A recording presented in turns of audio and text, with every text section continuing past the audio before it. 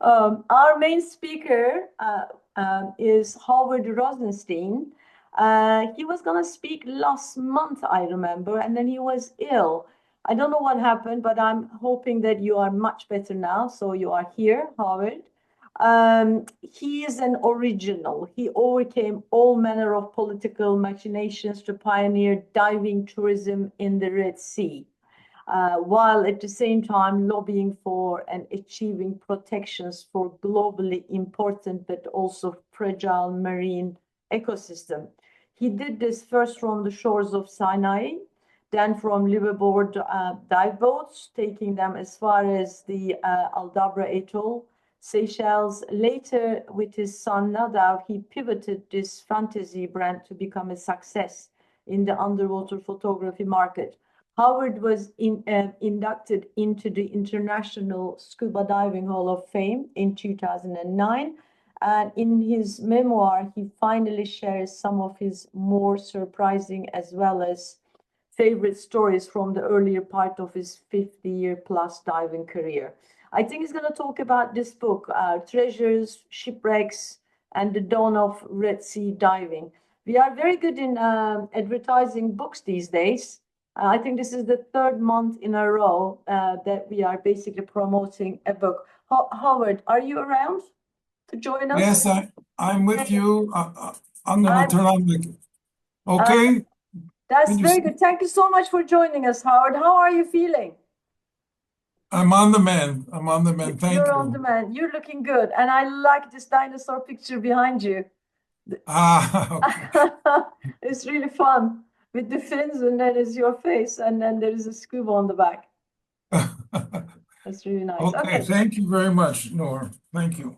Thanks for joining us. So first of all, it's a true pleasure to be here and to participate in this talk. My friend Andy Deitch was the one who invited me to do this talk, and I think he's in attendance there as well. So it's nice to see Andy. So basically, it's like a time capsule. We're going back 50 years, a half a century. I'm going to talk a little bit about my experiences in the Red Sea. It's a lot to jam in, and I hope I stay in the time frame that you've allotted me, so I'll do my best. I would like to say that there are a few video inserts within the PowerPoint, and the quality of sound on these on Zoom are not so great. But I think in the recorded one later, we'll try to upgrade the sound. I think Paul mentioned that he can do that. Okay, so what I'm going to talk about is my personal history. It's not the definitive history of Red Sea diving, but it's my personal history paralleled this development. And the story starts in 1966 when I was a 19-year-old college student in California, and I had an opportunity to catch a job on a freighter as a workaway. It made its way from Texas to Haifa in Israel. And at that time, it was the first time I actually traveled overseas. And I ended up arriving in Israel, was very impressed by what I saw, and came back as a student 2 years later at the university to study archaeology. And one day, snorkeling with some friends, I, by chance, was in the water and saw something glittering in maybe 20 foot or so, 6 meters of water. And I free dived down, and what was glittering was basically a gold Roman treasure. I recommend all of you have this experience in life. It was a life-changing experience for me. And so what do you do when you find the gold treasure in the sea? I didn't know what to do. I talked to some people I had in contact with and at the university. And anyway, I ended up going to Jerusalem, to the old city of Jerusalem, where they had a lot of antiquity dealers. This is 1968. That's my then girlfriend and now current wife of 53 years, Sharon. And we're walking through the old city, and there I met some traders and managed to sell some coins. And for the first time in my life, I had a little bit of money, and I did what I dreamt of doing, which was to become a teacher and a scuba diver. And I opened my first diving center in on the beach in the Mediterranean. It was called the Mediterranean Diving Center, very original. And I got a few huts or shacks on the beach in a place called Herzliya. And you can see here on the cliffs there, just behind, there's the diving center on the left. Can you see with the marker that I'm pushing around on the screen? Is that visible? Yeah. Okay. Anyway, there's a mosque there. It's called the Sydney Ali Mosque. And the divers in the early 70s were more interested in spearfishing than anything else. And you can see these divers going down to catch their lunch or dinner or whatever. But we were also teaching on the beach. This is my one of my courses. And the Mediterranean is very iffy in the it's not like the Red Sea, so you have to be quite lucky to catch a good day. But we started exploring around the areas of the Mediterranean. Actually went down to Gaza, which is very much in the news, obviously, today. And here we are launching our inflatable to search for dive sites in Gaza. And just by chance, we wandered upon or came upon a unknown wreck that was just sitting in about 80 foot, I guess I could talk in meters as well, 25 meters or so of water.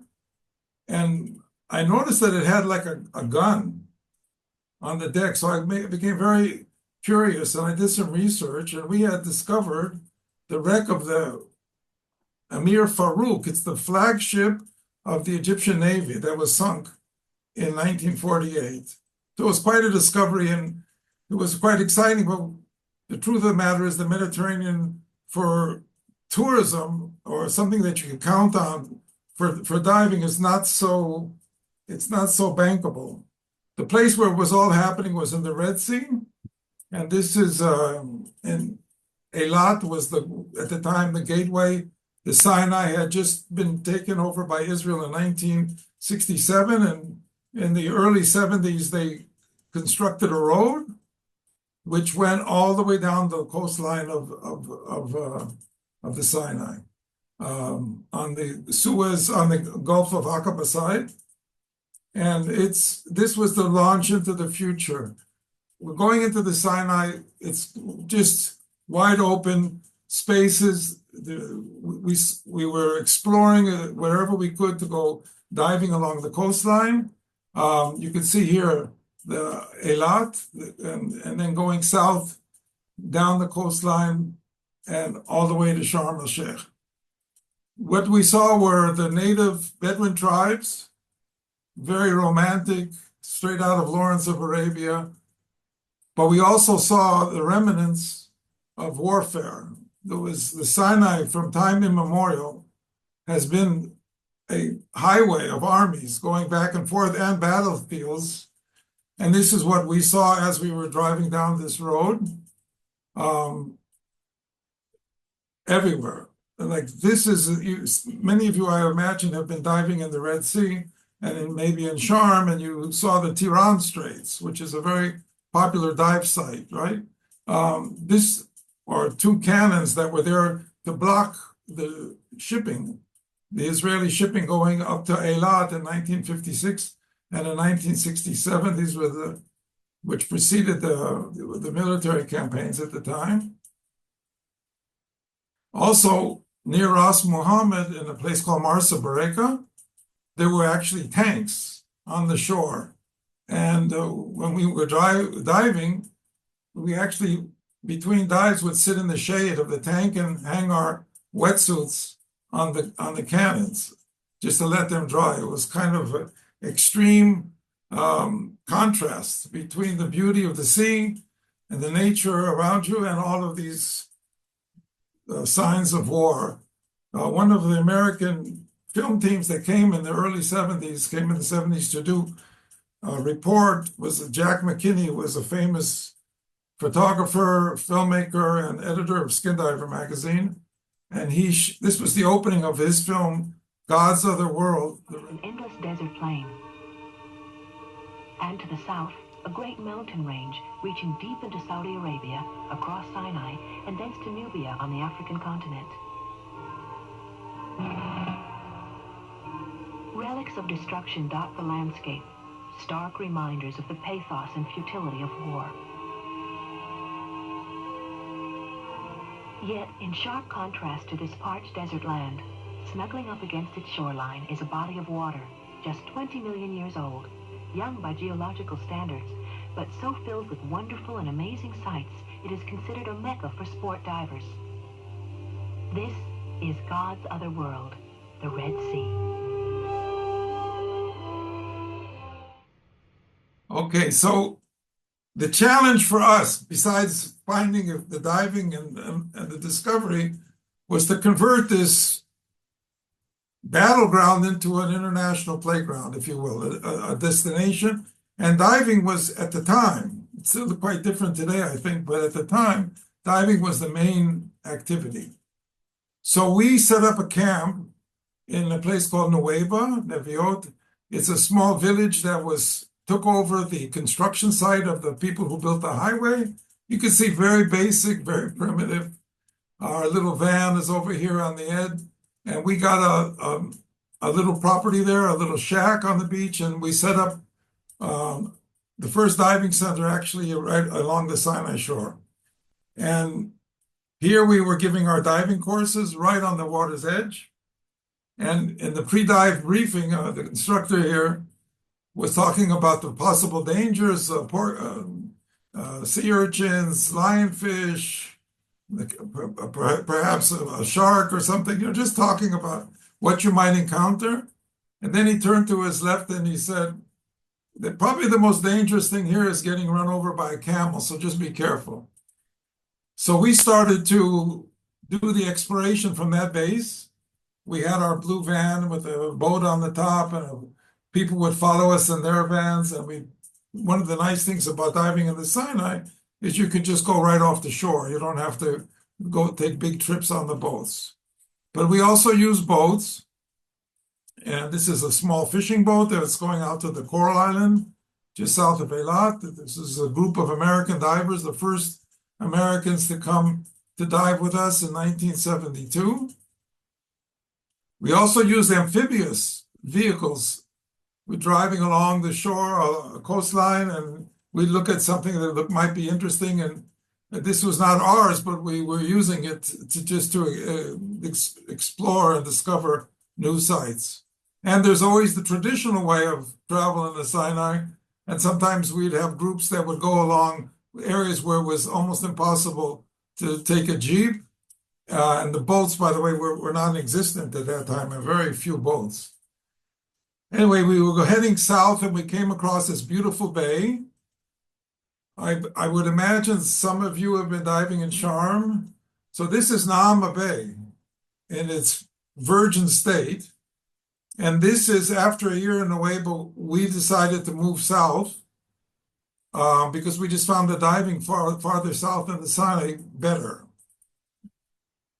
So we got our hands on a World War I vintage railroad car, or you call it a carriage, I think, and put it on the beach, on the sand. There was no floor. The floor was the sand of the beach. And we started our operations.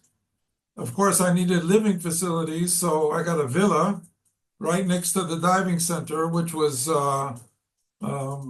very convenient from a point of view of the commute to work every day. It was not the most comfortable thing in the world at the time in the Sinai, without air conditioning, without running water. And my wife, Sharon, would join me, and even our first child, Ayelet, was living in that little caravan for a while. I just want to point out one thing in that picture. If you look on the right here, these, from the very earliest days, this is a notice no fishing, no shell collecting, no coral collecting. It just, all this is from the Nature Society. It was put up so everybody could see who was going to go diving. And we got ourselves a Jeep, Army surplus Jeep. We painted it orange. So if we would ever get stuck, the helicopters, whatever, with a search party would be able to see us from the air. And we had the Sinai Camel towing service to pull us out if necessary as well. And we would dive right in front of the diving center and go off the beach. And we had also small little boats, almost like pregnant surfboards. This is Naama Bay, 1973. You see, we had the divers taking the divers out right in front of the diving center, going to one of the nearby sites. We had one principle, which we tried to stick with through our whole career, was we never wanted to overcrowd our boats. So we were very cautious to make sure there was room for everybody. I'm saying that tongue in cheek, but this is what we had, and whenever a tourist would come, we would be happy to put them on our boats. Just when everything was looking good, we had a diving center. I'm 25 years old, maybe, and I have a villa on the beach, and life couldn't be better. And the next thing you know, 1973 and the war between Egypt and Israel hit right into Sharm. This is a MiG, Egyptian MiG, which came down in Sharm el-Sheikh. So this was the reality of, aside from all of the challenges we had of living in a remote area and trying to give a quality services, every time a war would come, it would end, and all the tourism would stop for a long time. And that's basically we lost communications. This was the communication tower that was strafed. And things were looking pretty bleak, no tourism. And then I get a telegram from National Geographic magazine. They want to come and do a story on the Red Sea. So a few months later, when things were at the darkest, National Geographic shows up. They brought equipment. You guys could appreciate some of this stuff. This equipment was worth much more than my diving center, and they must have been in shock when they saw the train car, but they were good sports. This is Anne Dubélé, the first wife of David. She was also a photographer, and she was long on the trip. Those are ocean eye housings, if you are familiar with that, on the top row, and a whole array of Mykonos and strobes, subsea strobes, and David came prepared, you might say. The leader of the expedition was Dr. Eugenie Clark, the shark lady. To me, one of the most significant figures in the history of marine sciences and diving. It's a whole story about Jeannie. She had written a best-selling book when I was 3 or 4 years old called The Lady with the Spear. It was a bestseller in America, and she became my mentor and my dear friend for all the years that she was with us. This was the team. That's David on the left, David Dubélé.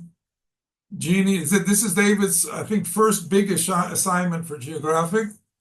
Since then, he's done maybe 70 stories or more.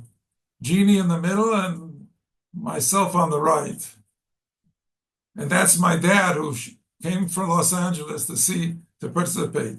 This is David and I, and we're 27 years old here, just starting our careers in the Red Sea. David came back often in those years, many times.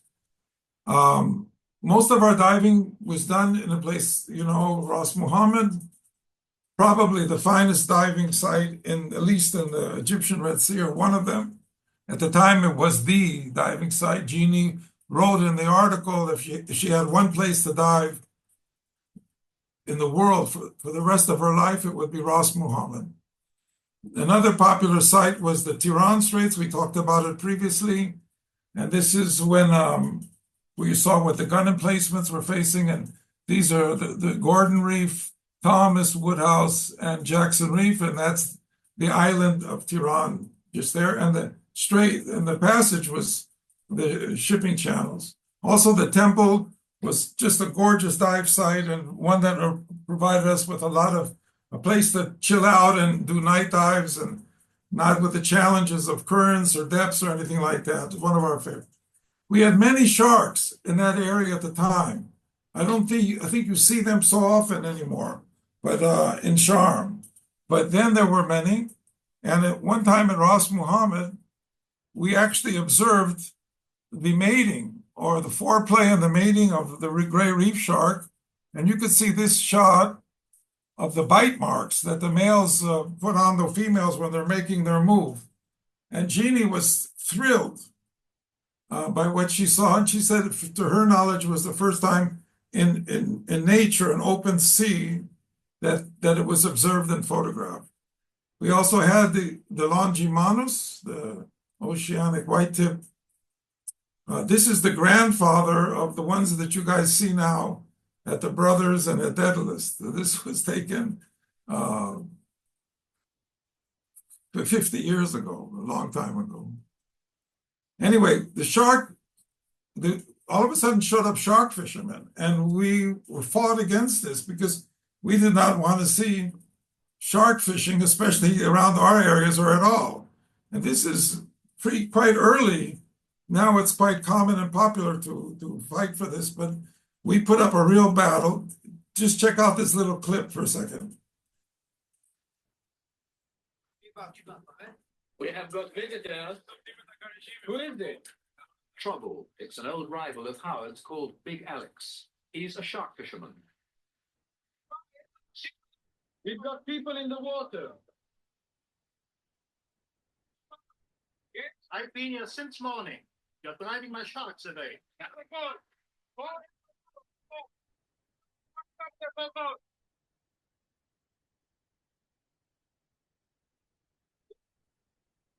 your face out of the water. You got to put in the water. The sharks can start coming here. We can dive the water over there. They start coming over where the ship is. You got to get the hooks and get them out of here. Take my goddamn boat and put it right inside of this boat. I don't know. There's a lot of fish here. There's a slope, everything's going on. Try one more time to talk to them. You got to do it at any time. I was a tough guy in those days. I'm much gentler now. Anyway, I got David and Jeannie and Ann to come out with me, and we dove on the shark fishing lines. And you can see this horrendous image of this shark that's been hooked on the line. And we took pictures of it and took it up with the authorities. And we managed to put an end to that business. So that was a real nice conservation effort that we worked on together. There were many in the years to come. Anyway, after 3 months of many dives and a wonderful time and a great learning experience for me, David got the cover of National Geographic September 1975, and that kind of opened up to a degree the Red Sea diving of the Sinai because of so many people reading National Geographic. Over the years, and our relationship and cooperation was for 30 years or more of work. We got David, with Jeannie, 9 stories in National Geographic. I was proud to be expedition leader from the diving and the guiding point of view. One image, which I'm particularly happy about, it's sitting here also right behind me in my office, is a shot that David took of me at the entrance of a shallow cave. But there's got a lot of mileage on this image. I'll give you a little idea about it. First of all, it was the lead image of the story. They're signed by Jeannie and David, September 1975. But beyond that, it was also a cover for National Geographic, which they used for promotional reasons and all that. Got a lot of exposure. But then something very strange happened. Without my knowledge, David submitted this image to international competition. There was a thing called the Voyager probe. It was the first time that NASA sent a craft into not only outer space, out of our solar system, and this was something phenomenal. It was done in 1976. It's still going. It's still in the galaxies, and it's still sending back messages. And David's picture was the one chosen. They had a time capsule inside the craft. And in the time capsule, there were pictures of Earth in the 1970s, and they chose David's picture in the competition to represent the sea, people, recreation, whatever. And so that picture went up into the galaxy. So I like to feel at least part of me is immortal. And somewhere out there, I don't know where, but somewhere out there. Excuse me. At the time when David was doing this photograph, he handed me his camera. One of them. It was a Nikonos, maybe 3 or 4, I don't remember, 2 or 3, whatever, with a 50mm lens. And he said, look, you got to take some pictures. And he handed, this is what I call, you have a competition, here it's called how I got the shot, right? So this is how I got the shot you're going to see. David handed me the camera. He positioned himself with this thing, and he said, take a picture. And these are not the days of instant replay. These are the days where you shoot and pray, especially if you're inexperienced like I was. So I took the first roll of shot I ever shot. I got the cover of Camera 35 magazine, which is not bad because that was like the leading camera magazine in the United States at the time. Of course, they did a feature on David, but I got photo credit. And I said, this is easy. I don't want to tell you how many years I had to wait until the next cover. Anyway, after David's and Jeannie and Anne and the National Geographic and myself going into the outer space, I had to go down to the ground, very much into the ground. Excuse me 1 second. Sorry. So this is St. Catherine's Monastery at the base of Mount Sinai. And this is an amazing place if you ever have a chance to visit, built around the 6th century. And there's they had a well there that supplied the water to the monastery and to the Bedouins that were living there and the small ranger station. And there was a terrible flood, and the pump was knocked out of the well, and they needed some diver to come down and help extract the pump. And I stupidly volunteered for the job, being totally unprepared for what was to come. So here I am, getting ready to go down into this well. And I had the best technology available in the Sinai at the time. I had a Bedouin elevator, which lowered me down into the well. And when I got to the bottom, I looked up and I saw 6 Bedouin were just looking at me saying, what is this guy doing? As I went under the water. It was a very difficult and dangerous job because as soon as I hit the silty bottom, it became dark. And I explain it in depth in my book, but I got tangled up and it was scary. But somehow I got out. And this is the pump, and this is my technical support team. And I'm lucky that I ended up here ended up here in the skull room of Santa Caterina, where all the previous monks are enshrined. Anyway, I was happy to get back to Sharm and to get back in the water in my safe space. And we were working a lot on film projects after National Geographic, and there was a lot of interest of film teams. This is Bruno Velati, one of the great pioneers of underwater cinematography. He actually created one of the first feature films underwater called Blue Continent.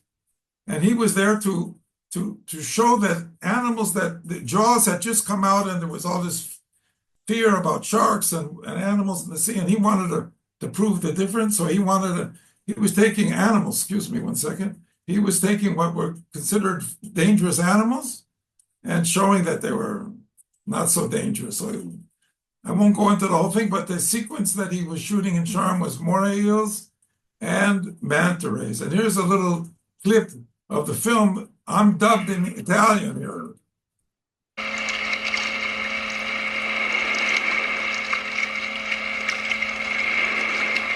L'ultima volta che l'ho vista era lì, a largo di quella punta.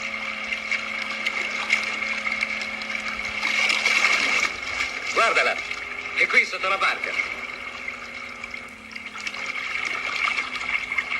Beh, scendete pure in acqua, ma state con gli occhi bene aperti perché qui l'acqua è fonda e ci sono anche squali. Andiamo.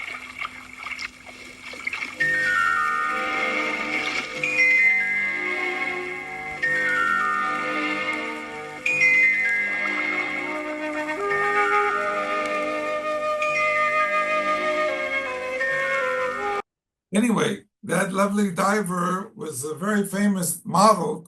Her name is Raffaella Schiller. She's Italian. She's 80 years old today. And she was in many, many of Bruno and other people's movies and films at the time. Jack McKinney came from the United States to film Gods of the World, the Red Sea, and also to do a feature for Skin Diver magazine, which was the most popular diving magazine in the world at the time. Jack was the editor. And this was a cover story. Once again, a lot of promotion, a lot of exposure, just to get the Red Sea on the map. We also took out our own ads just to promote, like I said, and our theme was, we dive every day, the dreams you are diving every night. This is 1976 when we started to dive the Tiran Straits. We also did the first IMAX film underwater. This is not your small little compact housing, but we had to construct a special crane on the boat to get it into the water. John Stoneman from Canada and Chuck Nicklin from the United States were the cameramen. But perhaps the most wonderful surprise and guest I had was my hero, the legend, Hans Haas, and his wife, Lottie, were the superstars of the diving world. They were rock stars. Also beautiful, handsome, also great photographers, and the moving force behind the Rolling Marine camera was Hans, and he came and dived with us. Here he is at Ras Muhammad. He was in his 60s, and he was amazing underwater, just amazing. We finally managed, with all this work, to get out of our train car, which was moved over here to the center of the picture, and we built ourselves a proper diving center. I took on a few partners. That's the one hotel in Sharm el-Sheikh, the Marina Sharm, and we had a great setup right on the beach, a restaurant, and all you need are boats that we could take out of the water and repair. And this is just another shot of Nama Bay. This is 1982. The hotel was here, the diving center was here, the jetty was here, our dive boats were here. There was one other diving center. It was the Hugi Diving Center, Hugenschmidt. You might be familiar with the Hugi Fort or Hugi housings, very fine housings, from Switzerland. And they were my one competition in Sharm el-Sheikh. And we were doing graphics and promoting once again. And we had opened up in Eilat also a branch. And we were looking for shipwrecks because shipwrecks became very fashionable because there was a movie that was just out called The Deep, starring Nick Nolte and Jacqueline Bisset. It was a big hit. But all we had was ships on the reef. This is the Loelia, which is on Gordon Reef, the skeleton of it, I should say. Another earlier shipwreck, which went aground in the 1920s, was right there. But you can't dive a wreck on the reef. So we were desperately looking for sunken ships. Also to the point where we were making up stories about a shipwreck, even though we didn't have one. We came up with this cockamamie story about Lawrence of Arabia and gold. It was all a made-up story, but we were having fun with it. This is the Lara, which is on Jackson Reef. Also, this is when it went aground. We took the crew off of it. We helped to take off the crew, and it's still there to this day. After it's 1981, 1982, it went aground. So, in the search of a shipwreck, we were talking to Bedouin fishermen saying, listen, have you ever seen a part of a ship underwater or anything like that? And they said, out in the Suez Gulf, we think there's maybe a shipwreck. We see a shadow when the sun is just overhead, and there's a lot of fish there. So he said, listen, go out around Ras Muhammad Point. We were coming from the north, right?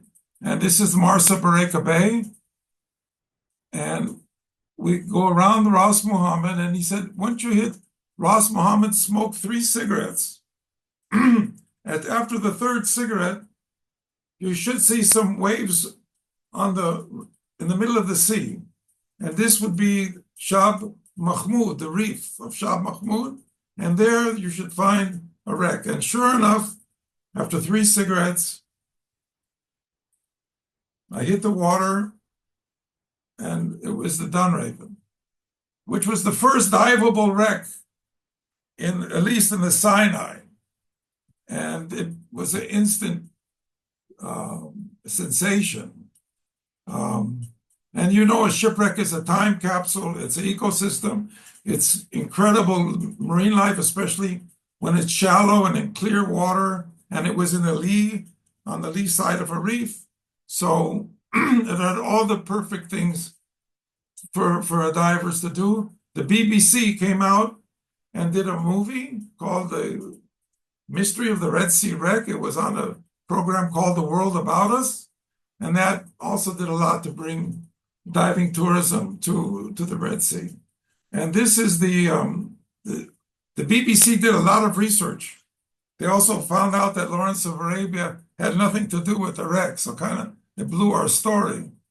But it sank in 1876, 50 years before Lawrence was in the area.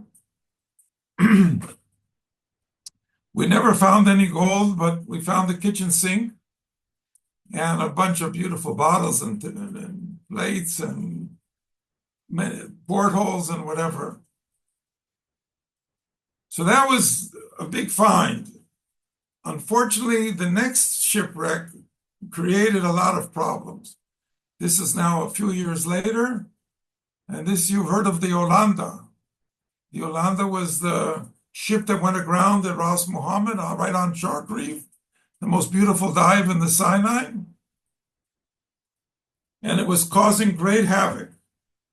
I was asked by the authorities to go and survey it to see what the damage was. It was devastating. There was already a salvage boat on the scene, anchored on one of the coral heads.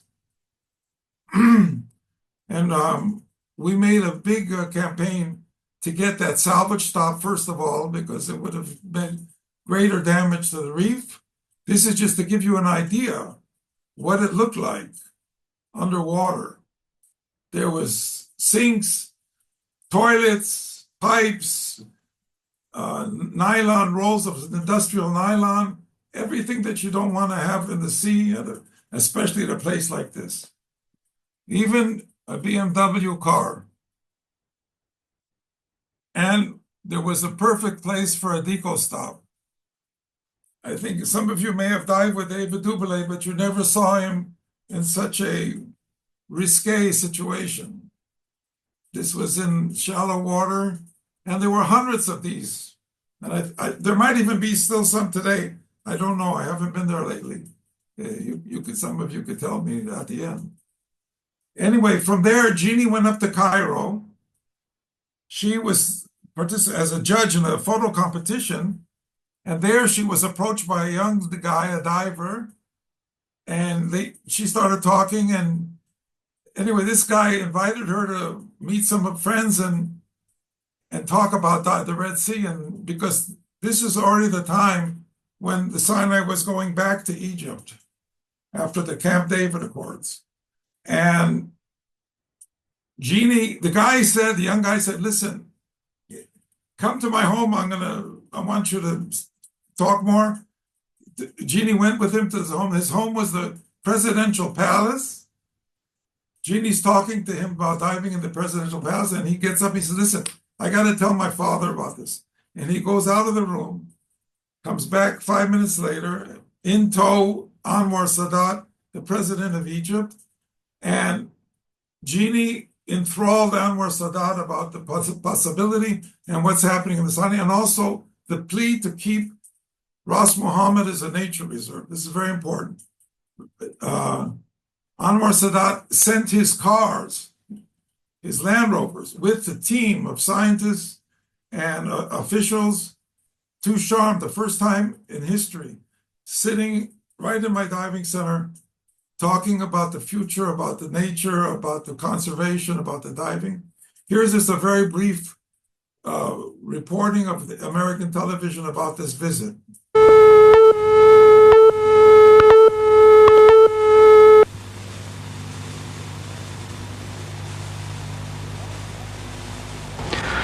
There aren't many places in the world you can slap an air bottle on your back, go down 30 feet or so, and watch the sharks go by.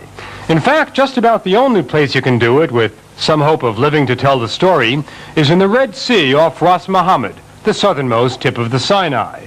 And even here, divers are afraid they might not be able to do it much longer. The sharks living off the coral reefs here are among the most accessible in the world to scientists, to photographers, to intrepid divers. Up until now, at least, they've been very friendly. But this whole area, all of the Sinai, is in the midst of a political transition right now, and believe it or not, the sharks are caught up in it. For the last 12 years, the sharks have been swimming in Israeli waters. They're about to become Egyptian.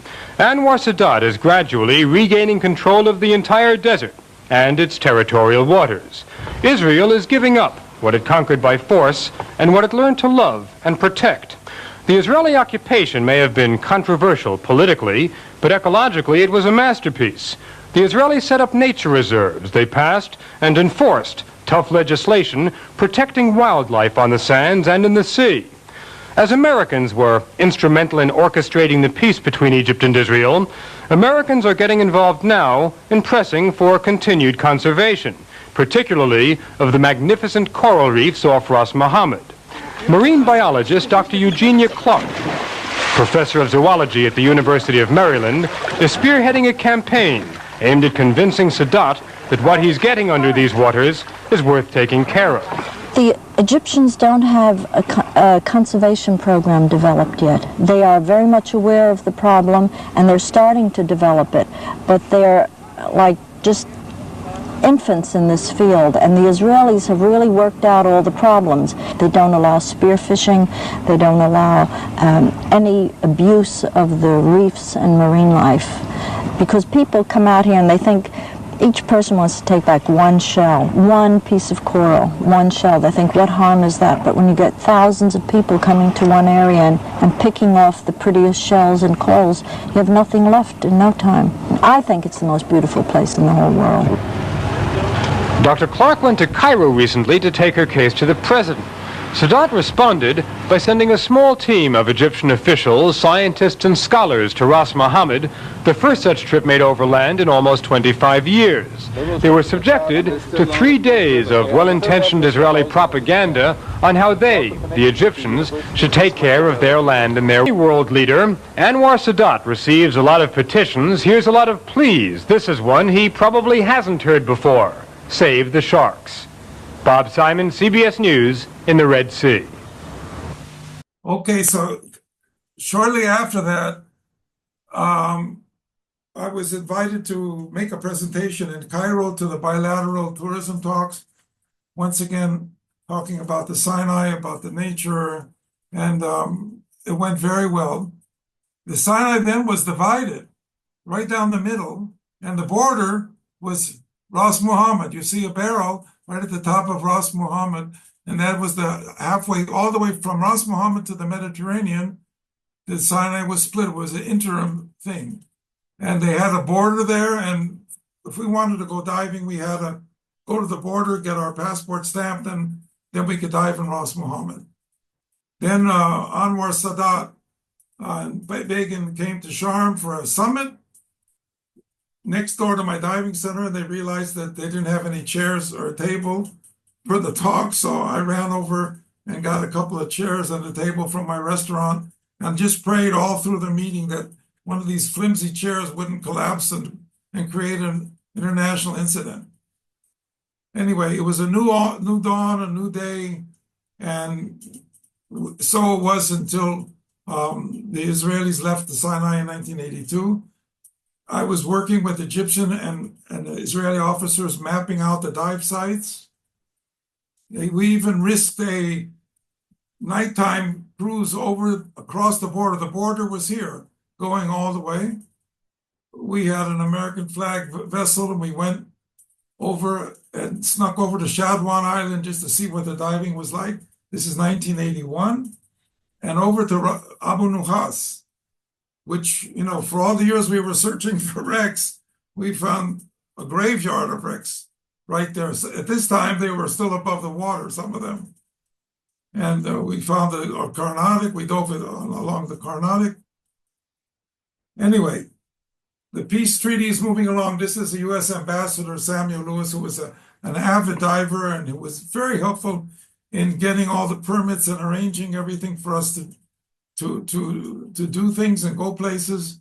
And at one point in 1982, they had the ceremony in the Sinai of the official handing over of the Articles of Peace, and then it was over.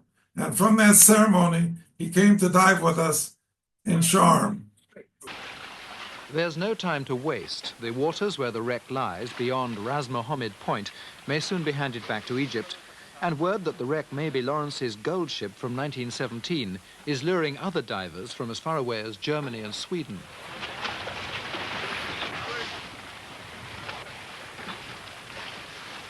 It's attracted the United States Ambassador, Sam Lewis, too. Howard! Straight from the latest peace talks. Good morning. Welcome home. Thank you. How are you? Oh, fine. I did the dirty deed yesterday. Yeah. What'd you do? You gave it away. Gave it away. Now, listen, but listen, it's 2.5 hours late finishing. You heard that. What was That's the why reason? I got here at 2 o'clock in the morning. It was on the radio, though. I spent 2.5 hours trying to persuade them Ras Mohammed. to stick the line a little further west. Did you? Did you I succeed? did. No, I failed.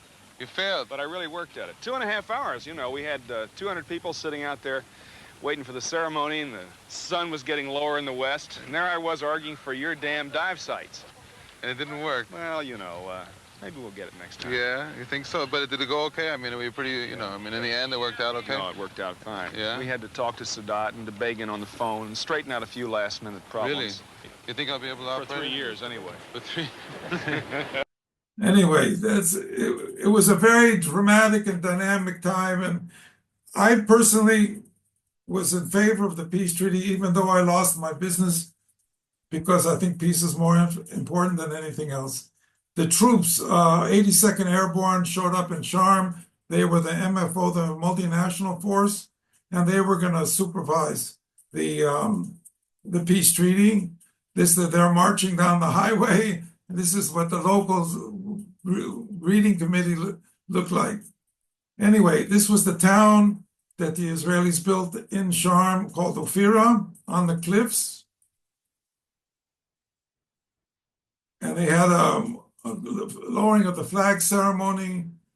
My family went out. We went out for our last snorkel at the time at the temple, which was in a National Geographic 1982 feature on the Sinai withdrawal, and moving house, and I thought it was all over. And once again, Exodus, deja vu. But I was a stubborn guy, and I managed to get permission to continue to work in the Sinai for another 15 years. I ran one of the first liveaboard operations called Fantasea Cruises. first with a old wooden teak yacht called Fantasea 1. It was built in Scotland, by the way, of teak. And then later a much bigger and formidable Fantasea 2, 35 meters, 115 feet, ocean going. And this one we were able to cruise the entire Red Sea. And when the Gulf War came, we had to go south to look for places to get away from the area. People you see on the dock have been here for 3 months and have 3 months to go. They die. And then they die.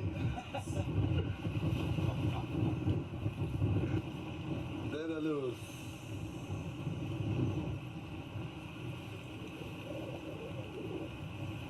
No man land. זה ברגד. הם לא מצאו את השגרירות אבל. הם עשו החפה. הרפה בעצם. That's David in Yemen. That's we're photographing the entire Red Sea. This is another world hotspot right now, but these are Yemeni fishermen trading with us. You know, we shouldn't ask them too sensitive questions because they know where we are from, or at least they have a... They don't know, but they think. We were harassed by helicopters. We went aground in Sudan. I don't recommend this. This is not the way you want to end your diving holiday. Anyway, it was a feature in National Geographic, the entire Red Sea. Got a cover, it was a cover story. This is 1993 already. I know I'm coming towards the end. I'm sorry if I'm going a little over. Anyway, this was we actually dived the entire Red Sea with that ship, and starting up in the north in Eilat and Sharm and going all the way down the Red Sea out to Bab el-Mandeb, around the Horn of Africa, Socotra Island, and down to the Seychelles. And the Seychelles became part of our partial home when the Red Sea was problematic, and we had the privilege to pioneer diving tourism into a place called Aldabra Atoll, and we did an expedition also for Geographic. This was the team led by David here, but you have some very famous underwater, Lionel Pizzoli, there's John Boyle from Shark Bay Films, Al Hornsby, Gary Bell, who's a great photographer, Chris Crumley. This was like an early Alex Mustard photo workshop, but it was done in Aldabra. Coral atoll on our planet. A thin and inhospitable strip of land encircling a massive lagoon, teeming with huge schools of fish and unique creatures of the ocean floor.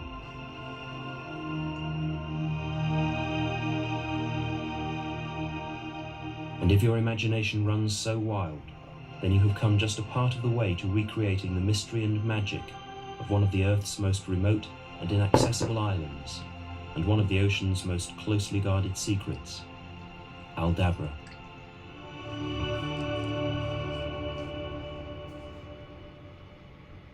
That's John Boyle speaking. Lying at the northern end of the Mozambique Channel, Aldabra, the remotest island of the Seychelles archipelago, lies 600 miles southwest of the main island of Mahe. Our vessel, the Fantasea, a specially equipped dive boat purpose-built for expeditions of this sort, and usually based in the Red Sea, has already made the arduous journey down the East African coast to Port Victoria to refuel and take on supplies for the final leg of the expedition. On board is a team of some of the world's top underwater photographers and writers who aim to become the first to explore and record Aldabra's unique underwater mysteries since Jacques Cousteau visited the atoll 40 years ago. The only port of entry to the Seychelles in order to comply with immigration formalities is Victoria, on the main island of Mahe. Howard Rosenstein, the owner of the Fantasea, obtains port clearance from the harbour authorities at Victoria, and the expedition members carry out last-minute equipment checks.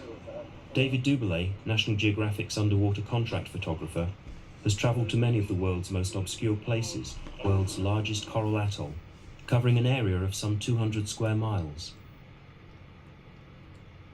Anyway, another nice story for Geographic. And it was time to start wrapping up, and we were going back to try to continue working in the Red Sea. This was the Red Sea of 1982. And the Red Sea we came back to was dramatically different, as most of you have seen. And maybe it's been overdeveloped and too much, at least to my taste. So what does a diving dinosaur do after 50 years, especially during COVID, when you can't be so active? I have a company called Fantasea Line, which makes compact housings. So what's left for a dinosaur to do? Write his memoir. So I spent 2 years during COVID digging up pictures and articles and videos, and just luckily my wife doesn't throw anything away.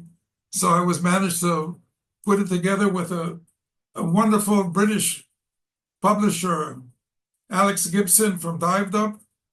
He did a marvelous job. I'm not promoting it, but I'm just telling it. Well, I am promoting it, and it just came out now in paperback. And if you're interested in the Red Sea or some of these adventures, then you might find that I also believe that there's a special offer for you guys that Alex gave to the BSoUP. So thank you very much. I'm sorry if I ran over time, but I appreciate the opportunity. Thank you. Thank you so much for this. What an amazing presentation that was. I couldn't decide whether it was history lesson, underwater, National Geographic. You have so many amazing stories. I listened to it. I took notes. I'm happy to listen to it again, even tomorrow, actually, because it was full of information. It's a wealth of information. I can't believe you have seen Anwar Sadat and all that, and all the wrecks that we take it for granted in dive today, and actually you were there and you discovered them. That's very, very interesting. I would like to actually invite Andy to say a few words. I have overstepped, actually. Andy was supposed to introduce you, and I got too excited and I introduced you. So Andy, are you around? Yeah, I'm here. I'm sorry, Andy. Thanks, Nur. No, that's I got okay. so excited. You did a wonderful job, Nur.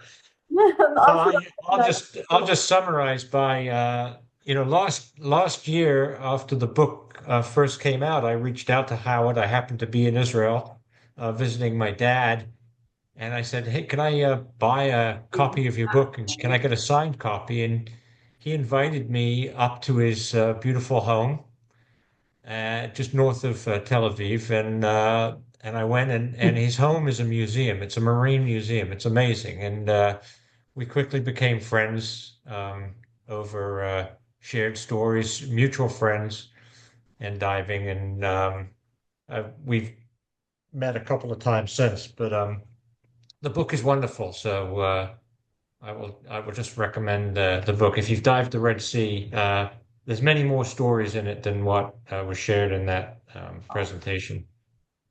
I would love the book. How do we get a signed copy, Howard?